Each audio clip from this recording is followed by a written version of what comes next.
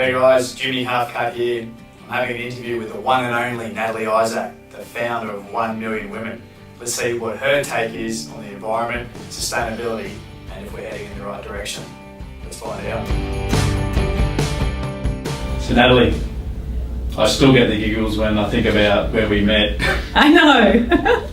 In that coffee shop with me with half a beard. Yeah, no. And what my daughter said, there's a bloke out there who's only got half a beard. I went, really? And then my other half, my partner, said, oh my gosh, that's Natalie. And then obviously, what a wonderful afternoon. Yeah, it was really great. Really good. Met your family, met your kids. I know. Your grandchildren. Meet my granddaughter. Yeah. It was real special. Yeah, it was. It was really good. It was perfect timing. Absolutely. Meant to be. Yes. So, for anyone who doesn't know about 1 Million Women, could you tell us a little about it? Yes. So I'm the founder, and I started it almost 10 years ago now, so it's been such a big journey. But so I guess the short story is I used to be a cosmetics manufacturer, and I was not connected on this stuff at all, so thought climate change was somebody else's issue. But the very short story is I had this epiphany in 2006, and I changed, or actually it was a little bit later, but there was a few things that was leading up to this change, but the thing that actually changed me forever was I got my electricity consumption down by 20%, and I saw the bill and I thought, oh my goodness, I just saved all this money and all this pollution. I'm actually really powerful. That was the trigger. That's what then led me to starting 1 Million Women, because I changed my life after that one little tiny action, and I thought there must be millions and millions of women out there that were like I was, not acting for whatever reason, and I had to tell them my story. So that's really how the idea of 1 Million Women came to be. Look, it's incredible because it takes me to my mother, who was always the same. Turn those bloody lights off. Yeah. Get them off. It's Yeah. money, it's electricity. And I think right now it's, would you agree that it's something so simple, and yet the economic return for just turning up your lights could be going on a trip or putting solar panels on your roof. Exactly. Oh, absolutely. You know, living with the least impact on the planet is actually saving money. It's money back in your pocket, and so there's that incentive, as well as the love of the earth, but there's that incentive as well. And so when I got my electricity consumption down, my kind of spillover effect with that was I went from doing that to then focusing on my food waste. And we had nearly half of our bin was food, and 1 in 5 shopping bags of food gets wasted. We all waste that in this country. And so that was the next challenge. Okay, how do I get that down? And I got it down by something like 80%. And then I said, right, what's next? And I stopped buying stuff and took a breath before I bought something or didn't. And it was this journey of these little actions that then became the whole. And I think that goes to the heart and soul of what 1 Million Women is all about. It's about taking responsibility and acting in your own life, because you can fight for climate action, you can fight for climate justice, you can put pressure on governments, and we need to do all of those things. We need to fight for this, but we have to live it too. You can't just march in the streets or sign a petition and think that you've done your bit if at the same time you're living your life filled with overconsumption. And so that's the piece that we focus on, is how do you change the way you live, but how do you make it stick? How do you profoundly change how you live? Yeah, look, it's couldn't agree more. Yeah.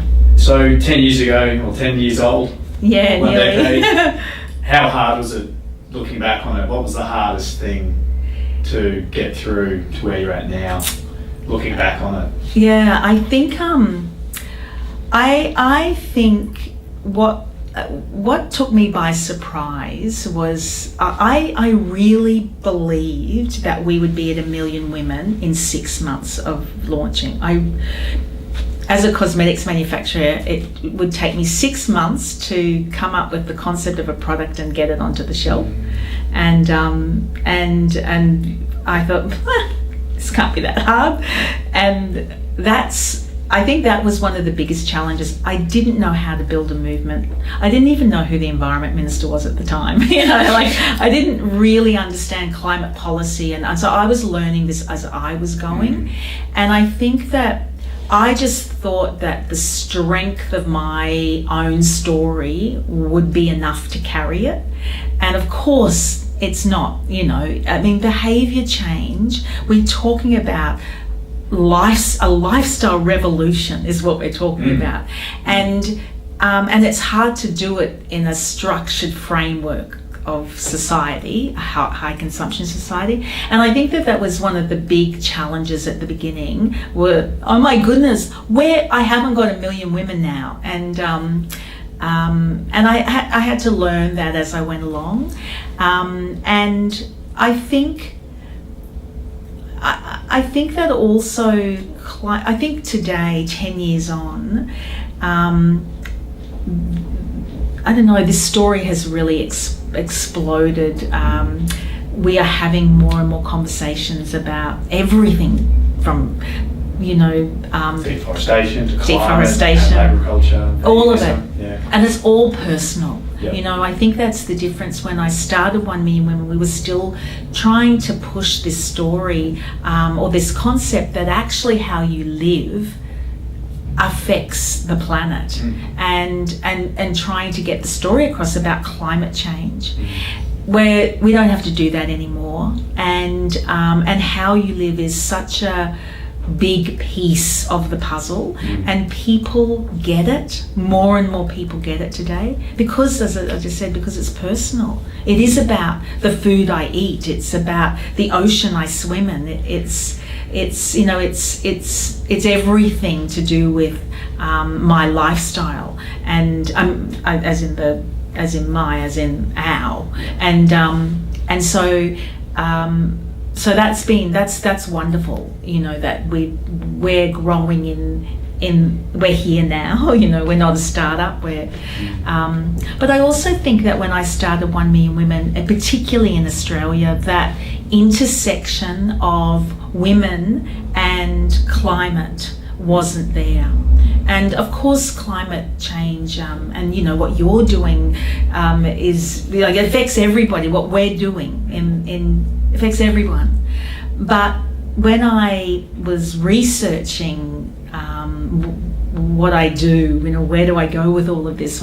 Before I started 1 Million Women, there were a few things that really made it clear to me that I had to start a women's movement, and one was that 85% of consumer decisions that affect the household's carbon footprint, are made by women. And I found that extraordinary when I read that. I was like, it's a very tricky topic to go to. Yeah. Because it's sort of like, that's a woman's job to do all that. And then it's the whole feminism movement as well. But at the time, I guess, a lot's changed as well in a decade. Absolutely. Drastically, I think. But it's... But there are a lot of other things. Women and children are the most vulnerable to climate change. And if you are in a developing, country, that is without a doubt the case. And as a woman living in a wealthy country like Australia, and at the very least, I have a responsibility to live with the least impact on the planet, because it's just one atmosphere, and 17% of global emissions come from households. It doesn't matter who's in the house. That's the thing. It's 17%. Red meat, like the meat industry, and if you're talking about deforestation, it's just so. And so we focus on all these big issues. It's not, they're big. Eating less meat, buying less stuff. Travelling less. Travelling less. Travel. All of that, everything we do feeds into the climate crisis, and that's why we all have to play our part. So, the inspiration behind the wonderful name of 1 Million Women, where did that come from? I'd love to hear your story on that. Like, where did that come from? Well, I think there was a big group of us. When I started 1 Million Women, I didn't do it on my own. There were men and women, an incredible group of people helping me to create it. But we were trying to think, what should the name be? I think we first 1 in a million, I think, was the first idea. And is that where we're at with the climate crisis right now? Yeah, 1 in a million together, right? Yeah, that's right. It's so. And before 1 Million Women, we were Australian Climate Coolers, the coolest chicks on the planet, or something like that. But we were just. It needed, the target was to get 1 million women. That was the target. And when I first thought of this, I was thinking, well, it can't be 100,000 women. That doesn't sound big enough. Yeah. It doesn't, it doesn't match the scale and speed at which we need to act. Yeah. So I thought, it can't be 100,000 women, it can't be 10,000 women. Our target has to be 1 million women. Mm-hmm. And so we said, that's our target. So then when we're trying to think, well, what name do we call it? We just, in the end, thought, just call it the target, 1 million women. Yeah. So we thought 1 million women's the name. And we originally had a tagline, we are daughters, mothers, sisters, grandmothers, fighting, anyway, something like that. Yeah, but that's where the name came from, that it was our original goal to get 1 million women. And so then we called it that. So I love it. I'm almost thinking, imagine if I've got 1 million beards half cut. Yeah. Could be the younger brother. Yeah, exactly. Could be interesting. And so on that, so is there a space for boys and males? Like, obviously, we're here too. Totally. There's space, yeah. Where do we fit in? Where do men fit into 1 million women? Yeah, exactly. Look, when I started 1 Million Women, I not for a second hesitated, should this be a movement for everyone, or should we stay focused on women? And there was no hesitation, because there were millions, and I mean literally millions, not that I researched millions, but millions of organisations in the world that are catering to everybody. And at the time, there just wasn't, particularly here, and I said it earlier, but there just wasn't something that was harnessing the unique strengths of women. Or I had just gone through this incredible thing. I just literally changed my life forever. When I went on the web, to the internet, to find something, there wasn't anything that was just, there was lots out there, but there wasn't something that's saying, hey Natalie, not Natalie, but I get you, and I feel the same. Yeah, and I want to be part of it. Let's do this. Let's build this revolution together. And they just didn't seem. And that was what I was busting for, something like that, And that wasn't there. And so I thought, well, I'm just going to create it. Yeah.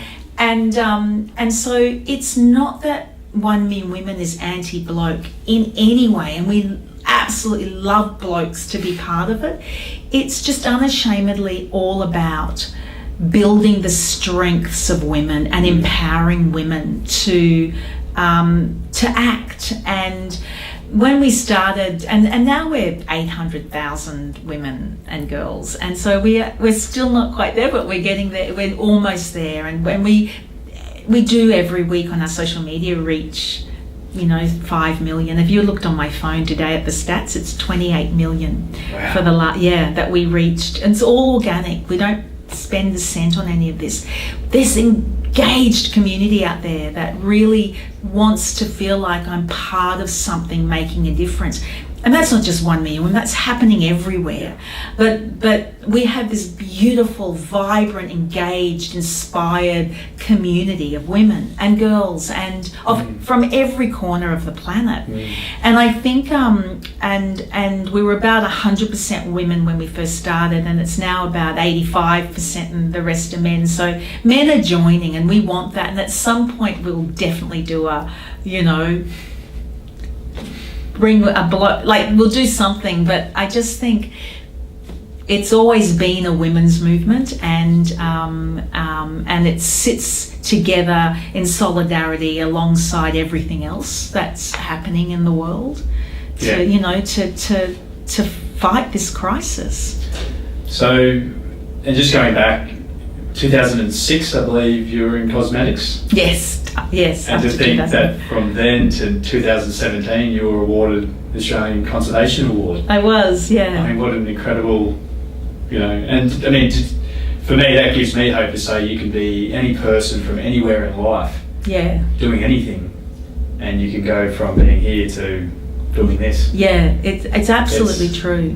Yeah, there is never my dad always used to say to me, today is the first day of the rest of your life, and I'm sure everybody's dad says that to them, but it's true, and it doesn't matter. Like, honestly, as a cosmetics manufacturer, I spent my time strategizing how to get somebody's product off the shelf and being really secretive about everything we were doing, and the stress was incredible. And not that the stress isn't incredible in this too, because we're fighting for humanity and civilization as we know it. And but interestingly, when I started 1 Million Women in 2009, it took me about 3 years to unpack my life as a cosmetics manufacturer, because I was 24 years as a cosmetics manufacturer, and so all that whole philosophy of that work,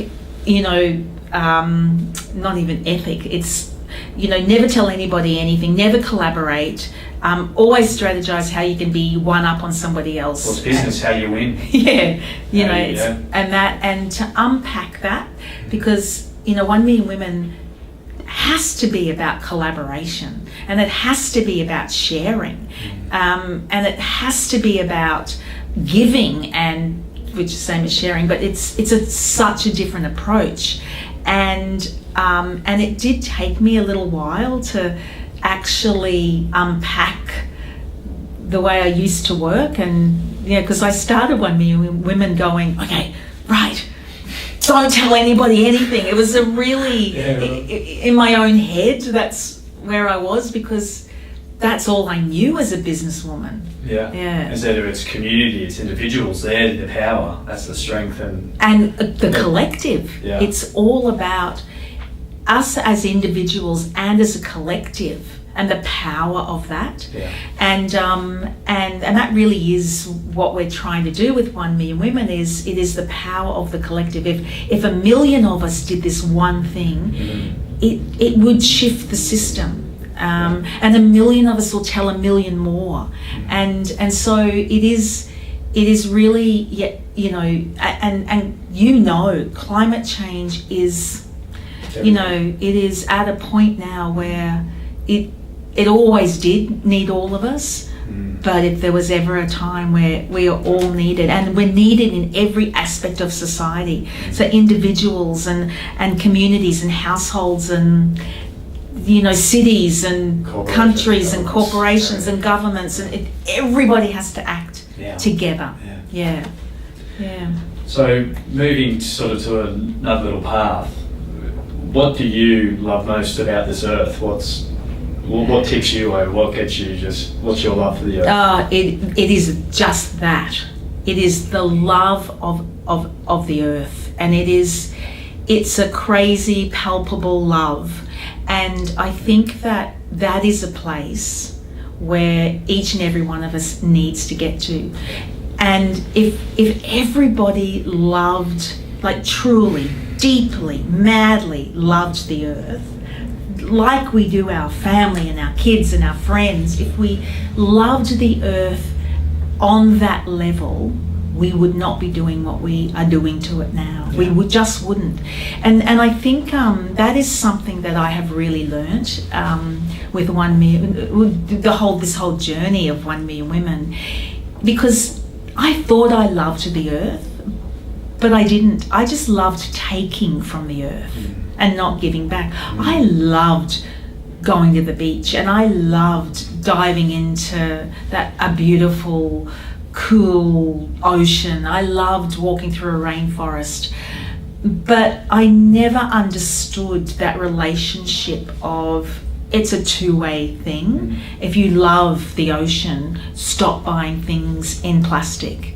If you love the earth, stop wasting food and don't overconsume and live with it.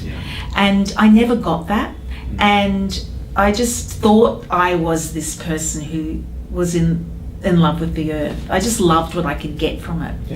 And I think and I say it in here. There was one time as a family we go to northern New South Wales to unwind and relax. I'm a Queenslander, and I used to always spend my time in the north of New South Wales. So anyway, we go every year as a family and just to relax and recharge, like everybody does. We don't go to ride tip, or we go to another environment. We all recharge in the environment. That's right. But this particular year was only a few years ago. It was a sad time for us. There was, doesn't matter, but just it was one of my daughter's friends. Anyway, better not put this in actually. I was going to say.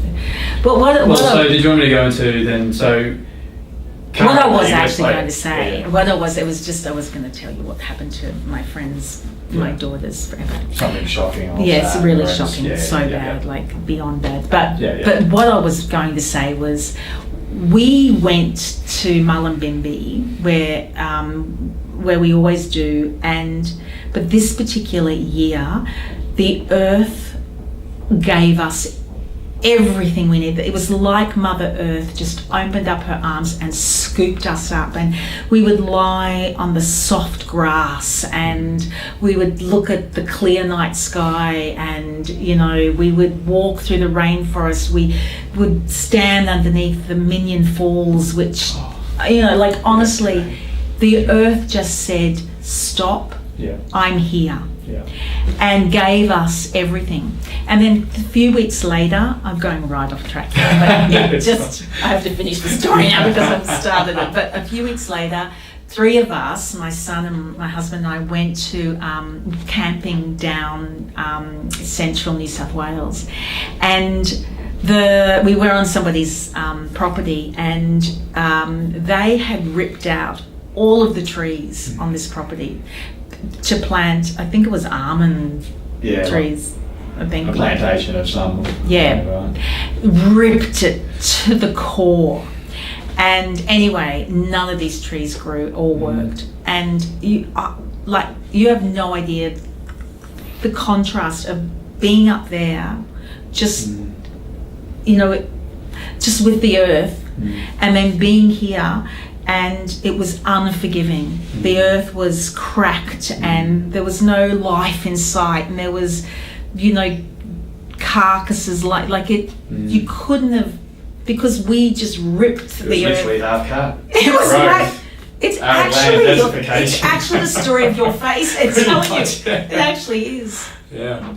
And that is an exquisite example of the earth giving and us taking. And not putting it back in. And not putting it back in. So in saying that, what are you currently worried about in the environmental movement now? Is there anything that concerns you that you think, are we doing it fast enough? Are we engaging enough people? Is there any concerns you currently have with where we're at right now? I think that every year the situation gets more dire. It feels like there's a new stat that's just come out that superseded the one before, and I know right this moment the conference is going on in Poland, which is the yearly conference, and David Attenborough was the. Did you go like that because you? I was just like, yeah, I saw it. It was because there was that article in the Guardian where he said this alarmism in the environmental movement is a turn-off. I didn't read that. Yeah, and there was quite some backlash to it. And then he came out at the United Nations Climate Conference and... Yeah. Oh, okay, I didn't read that. But it's to say, leaders, are you listening? The people are speaking, and this is about civilization as we know it. And I think that I'm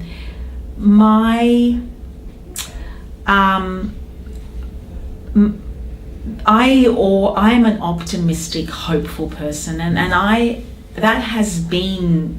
that is the essence of 1 Million Women. Everything we do is about being optimistic and hopeful and empowering, because that's the only place you can be. Yeah. Because you go to the other place and there's no time to travel into despair.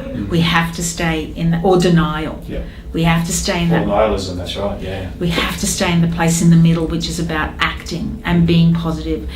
And but there are times where where it catches my breath, and I think,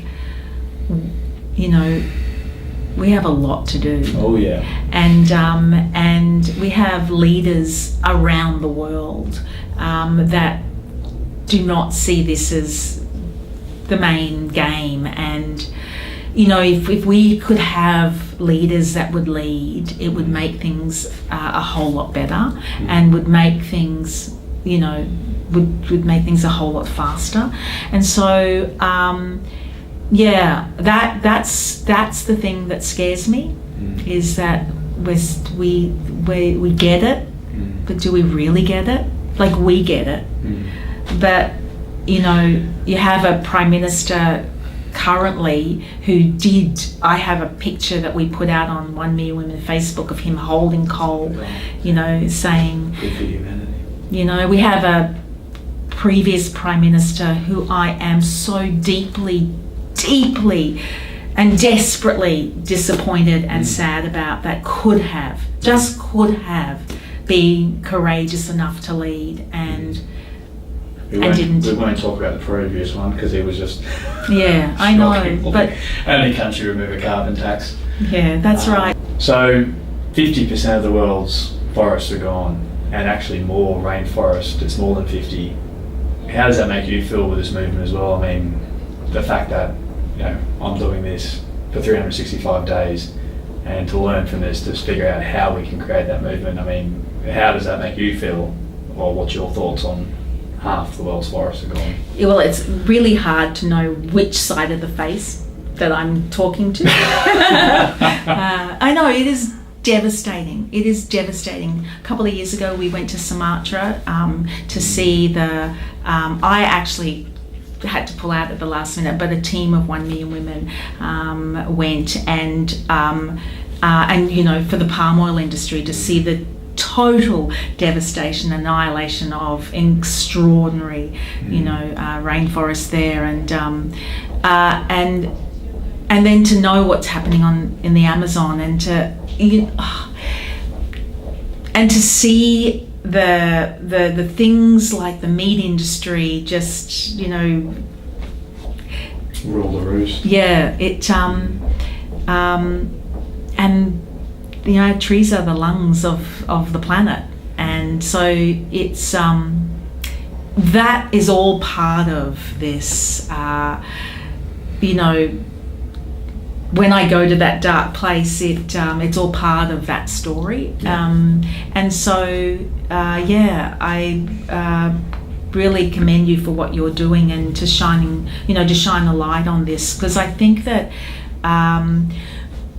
when you live somewhere like Australia, for a start, it is very easy to detach from what's going on in other places. I mean, it's happening here too. But the problem is, it is just very easy to detach and to leave it to you or to somebody else who's, fighting the good fight.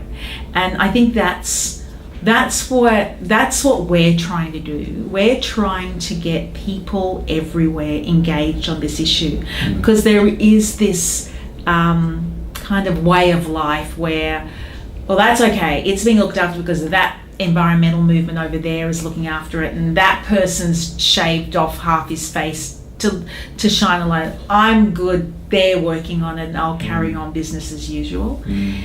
And that's what we have to shift.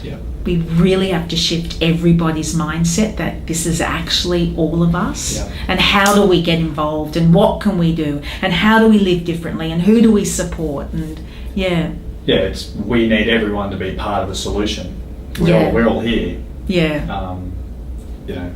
In your opinion, do you think that the solutions are readily available? Are they there for us to steer this Titanic we're all on? That's how it sometimes feels. I think it is, and I think that it's just now an excuse when people say, I don't know what to do. And I do think when we started 1 Million Women, there was a lot of that, and it was true. It was new, even though it wasn't, but it was, I just don't know what to do. Help me get involved. But I think that there is enough out there in the world today, and there is enough education, there is enough for us all to know what we should be doing. This is not rocket science. We have to think about every choice we make and decide, is it for the good of the planet or not? We have to use our voice, and we have to use it as powerfully as we can.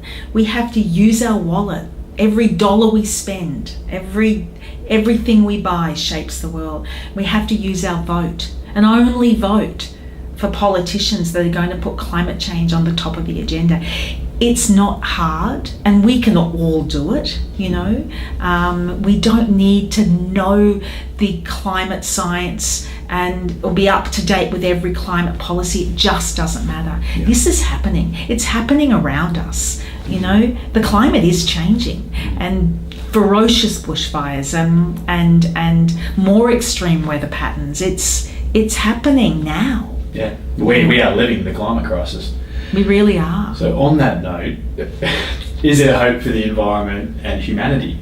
Do you think we can get this right when the Intergovernmental Panel on Climate Change has said 12 years until it's runaway climate change and it's into the abyss? I mean, is there hope for humanity and the environment? There has to be hope. There can't be anything else. So I'll take that back. Action. Can we get action? And what's the key? What is the absolute key to? I think that I know we have only got a short window, and that window gets shorter and shorter. But I think humanity can do spectacular things and can rise to the challenges in a way that, in a swift way. I know that when it comes to runaway climate change, it doesn't matter how fast you act if that's already occurred. But I think we have to be able to believe we can turn this around. I'm just going to hang on that note because I don't know where else to go. So you believe in individual, small, positive action. You call it the lifestyle revolution. You talked about it before. So tell us about this. Is this one of those solutions? Is this one of those bits that we should all be biting into to turn it around? Well, I think that to turn this around, I'm probably repeating myself, but it is this thing that it needs all of us. It just needs all of us.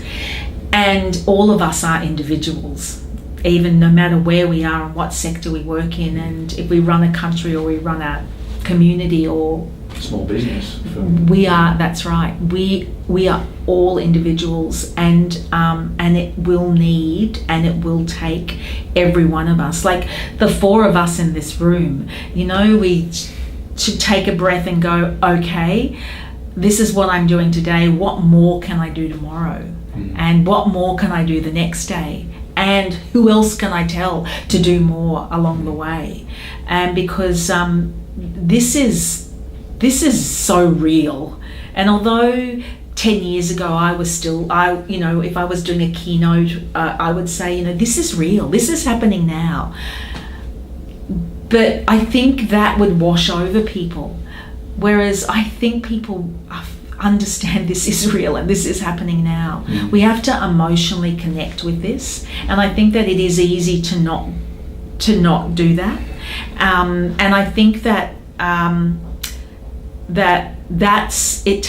it will take a lifestyle revolution as well as a revolution in every other aspect. And it takes leadership in every aspect of society. And so I just hope that we get some leaders that one thing, and I think a wonderful example of it was the climate strike, the school walkout for climate action. And to hear the word that governments are going to change things around. Are you a believer that, yes, governments have a part to play, but it is people power, it's individuals connecting, being part of 1 Million Women or many other community groups and organisations? Is that the next key and step that we need these people to want to latch onto? It is people power, without a doubt, because politicians are governed by the people, and politicians will do what people, if the power of people want to change something, a politician will change it. That's where we have to get to in terms of being able to change the political system, is that we are putting that pressure on politicians, and that they know that they clearly know that we will not vote for them if climate change is not at the top of the agenda. That's what's got to happen to shift that. But it is, without a doubt, it's the power of the people.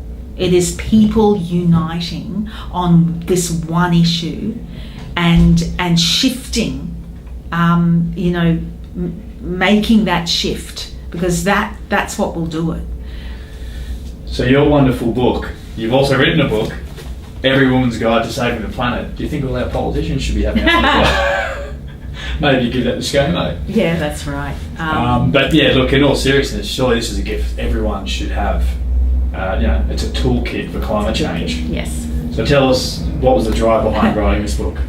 Well, ABC Books, HarperCollins asked me if I would put my story down and make it easy for I know it says women, but for anyone.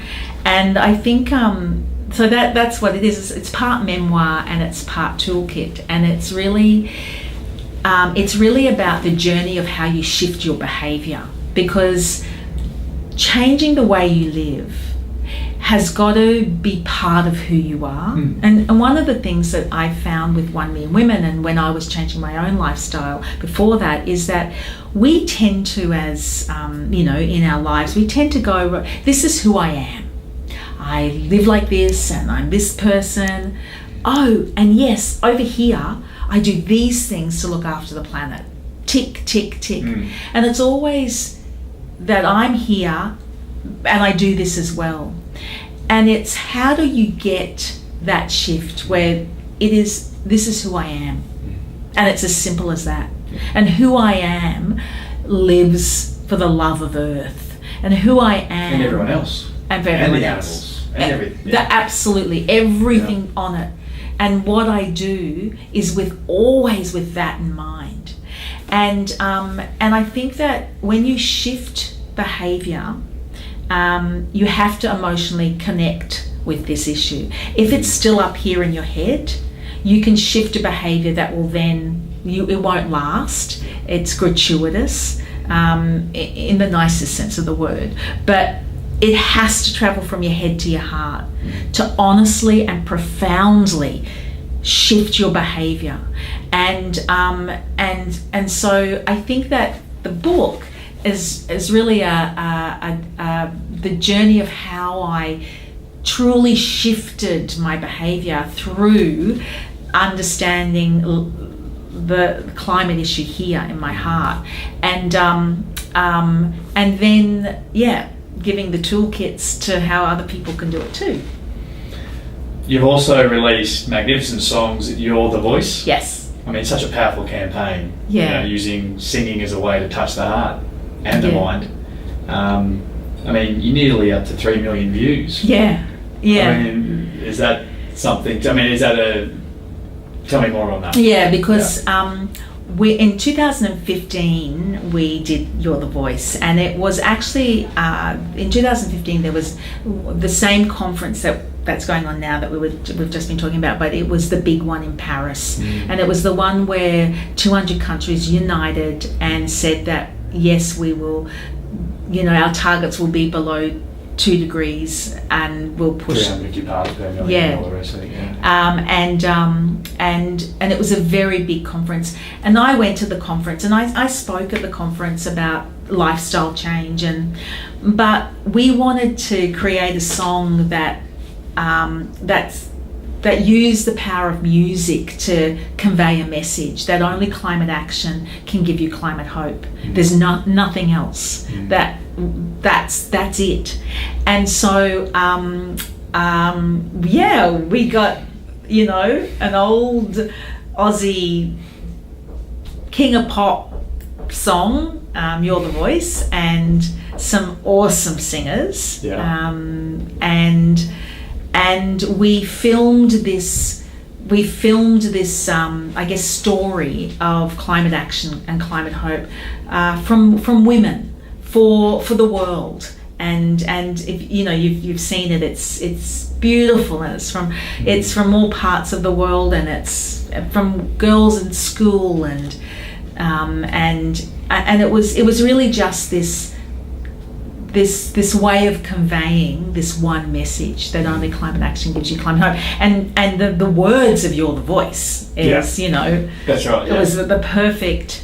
And so I think that it's just through 1 Million Women we try to find these ways of emotionally connecting with the issue through empowerment and through that collective impact, and that's kind of was part of it, and it got shown at the Paris conference, and it was really just a beautiful piece of peace to what climate we do. Activist in a fun way, positive way, and empowerment, and incredible. like next week, the last 2 years we've been working on an app, and next Wednesday we're finally launching it, and it's been such a big journey, oh my goodness, but it's but I'll show you it. It's beautiful, and it is taking the learnings of 1 Million Women, what we've learned over the last 9 years, nearly 10, and the challenges. What are the challenges to behaviour? What is the spillover effect? What takes you from one action to another? What makes something stick and something else not? What moves you from a small action to a big lifestyle decision? What makes you use your voice to put pressure on others and really mean it? What drives you to using your vote? And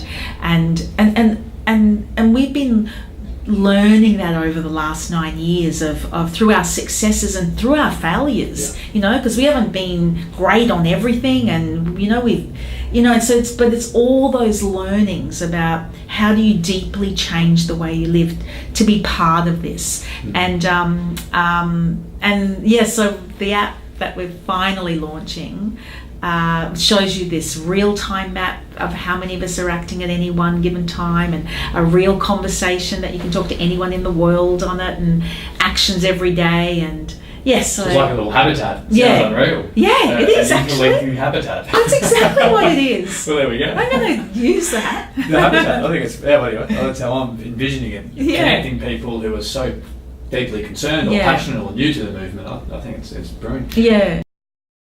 So we were just touching on technology and apps. Yeah. Do you kind of feel though as well we're in the generation with social media with just liking or a thumbs up? Is that action enough? What's your thoughts between a like and an actual action? Action, yeah. And it's such a interesting question because of course just a like goes nowhere. You have to live it, like for us. But and there's this whole collectivism thing going on in the world where I've pledged to do something, I've done my bit, or I've liked that post, I'm good for today. Signed the petition. Yeah.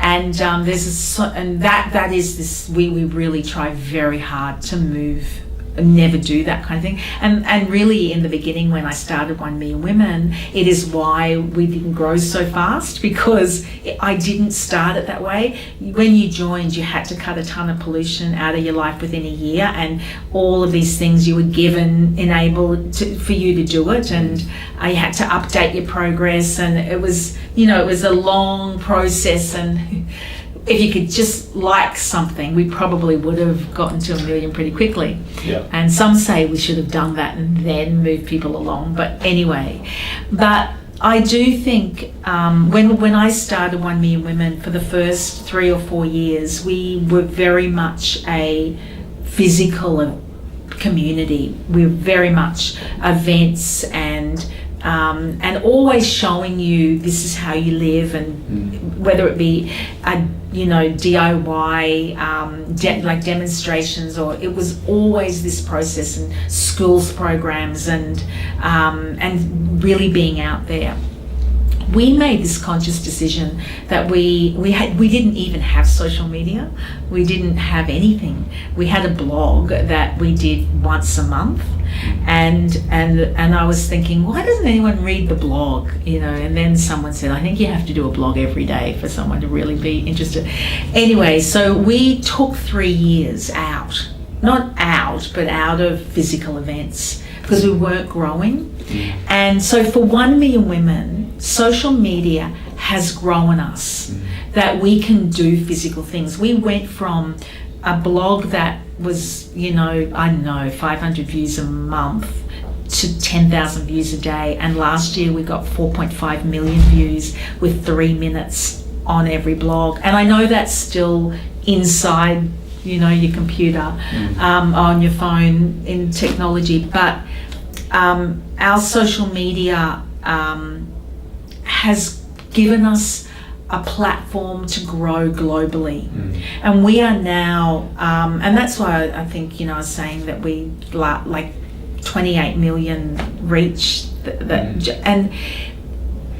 and through all the things that are wrong with social media, and I get it, for us, it has built us a movement, and a movement that is active. If we put a survey out, we will get 5,000 women do that survey in 48 hours. If we have a physical event, we just have to put it out there, and we've got a full room. And so I think that for us, we've used social media to help grow our message. And we try not to do things that are just, you like this and you like that. It is really about trying to change the way you live and to make you feel like you're part of a global community. So it has really worked for us. But I do see how you can become complacent and just think that I'm part of something by just liking something. But we use social media to understand what's going on. It's the heartbeat. When what are the comments? What are people saying? What are people asking us? So we use it as a tool to help us understand our community better. And look, I think one of those is, and full credit for going in this direction as well, the Less Meat, More Beans campaign. Oh, yeah. And I feel the whole movement, being a fellow vegan, yes, the whole movement in the last 3 years has really exploded. Yeah. I think it's 700% increase in vegan. It's uptake. huge. And we know how much of an impact that can make. So, yeah. yeah, I mean, and also being predominantly women, I mean, how has that journey been? Being obviously for women, it can tend to be harder to be vegan as for a male. Which is sometimes believed or discussed or talked about. Yeah. People say it to me quite often, they're saying, yeah. Well, I think that I do have to say that the whole vegetarian and vegan, talking about diet is always a little harder than talking about energy. And so if you're talking about plastics and energy, it's a no-brainer, or fashion, or food is a little trickier, and we tackle it because we have to. If people even reduce their meat intake by 50%, it would make an extraordinary difference.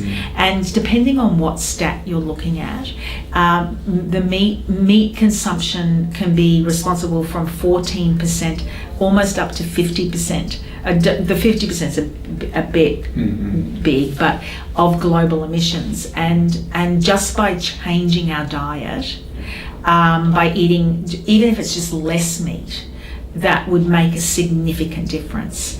But it is a hard one. I have to be honest that I'm always honest. I just mean I am surprised that our no Less Meat, More Beans campaign did not take off as much as our Leave It on the Shelf campaign. So our Leave It on the Shelf, which is all about plastic packaging, just was incredible. Whereas to tell people, even our community, not to eat meat, it is one you have to navigate a little better. Yeah. Because but we won't stop, because it is such an important one to do. And animal agriculture, number one cause of deforestation. Absolutely. Is animal agriculture. That's right. Exactly. Maybe we have to change taste buds. I don't know, but it is coming. It's there. It's coming. Yeah. Honestly, if you when I was younger, you had no vegetarians or vegans around a dinner table, and if there was anybody you knew that was a vegan, honestly, you'd be going, "There's something wrong with them." That is you. If you were vegan years ago, you just really, people would think you were strange, and it has exploded. To be big people becoming movement, it's a global movement. It's amazing to become a vegan, and but being a vegetarian, when I was writing for the book, I was going to do this one piece. I didn't do it in the end, but of all the different types of diets, like flexitarian, climatarian, vegan, vegetarian, pescatarian, veganism. No. So you don't do meat and dairy, but you do bees and insects. Oh, veganism. It's kind of, it allows people to have honey and avocados and all the rest of it. If you're full strict vegan, there's veganism. Okay, that's another one. I just had this long list of all the different types of and we did a little thing on it not so long ago. The team, One Me Women team, and I, we were talking about so what are you? I'm a climatarian, and someone else would go, well, I'm a vegetarian, but maybe I eat meat a little bit, or maybe I'm not a vegetarian. And so we were trying to push this campaign of don't put labels on it, just because there's a lot of labels, but to be a vegan is incredible, to be a vegetarian is incredible. Even if you can't get there yet, just eat less meat. Even that's better than health impacts for yourself, environment, animal welfare, animals, and and for the forests. Yeah.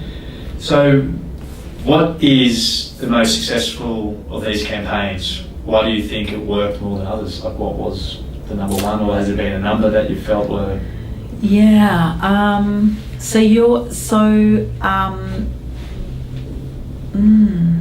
I think definitely Leave It on the Shelf was our quickest campaign, like as in the amount of people that jumped on board with that when we launched it was the biggest uptake that we've had. And because plastics is something nobody wants to have in their life, and so and also leaving it on the shelf. And we were talking about going to the supermarket or wherever you shop and to leave overpackaged, to leave plastic fruit and veg on the shelf. So we were just focusing one area. So it's really empowering. It's a really empowering thing to do, to have your shop with no plastic, and it's easy. So I think that really taught us a lot, that to do something physical that is easy, that really gets you underway with this is a good thing. I think you had organics wrapped in plastics. Yeah. Absurd. Yeah, crazy, huh? Yeah. So that was really successful, and I think, I don't know, I think 1 million women, I just think we've probably grown into a place that to be here right now is amazing, that we're not starting right now. And I think that next year we're 10 years old, and we're going to really celebrate, and we're going to celebrate with big events and big community engagement, but we're going to celebrate the empowerment of women, and of climate solutions and climate action for us all. But it is a time to celebrate women, because when I started 1 Million Women, and there was just not enough women around the negotiating table when it came to climate policy, and if women and children of the world are the most vulnerable, in terms of the developing world, then it can't just be, it needs to be 50-50. It needs to be women around that table working out the policies, and that there's been a big shift with that. And so I've gone off the subject about. I could not agree more. On all fronts, on all levels, from politics to even business. That's right. It is key to the next step. So, and look, just in a wrap up, I mean, you quote, "How we live each day matters. One small action at a time, multiplied by millions and millions, changes the system." Yeah. I feel you live that. That's on your heart and your mind, and really is the idea to make it infectious. That is within 1 million women. Yeah, that's the idea. Yes, and we're getting there. And just in summary, if we're going to leave people to watch this, what would be one thing that you would say they could take away from this? What would be one action that you would hope that they'll take away from this? Download our app. That would be one thing. It's free, and we really want as many people to do it. But I think so, yes. And join 1 Million Women, whoever you are, wherever you are, please join. But in terms of... And the blokes can join, that's great. All the blokes, please join, and get anything you want to do with 1 Million Women, do it, please. No, that didn't sound very good. But one thing, apart from that, I would just say, take a moment and just ask yourself that one question: am I doing all I can to live with the least impact on the planet? Am I doing all I can to fight for this beautiful world? And none of us are perfect, and none of us are doing everything, now. But it's just saying, what I'm doing today, I'm going to do more tomorrow, and I'm going to do more the next day. And I think that's just take a moment and ask yourself that question. Natalie Isaacs, thank you so much. My pleasure. That's a great. Thank you. Thank you.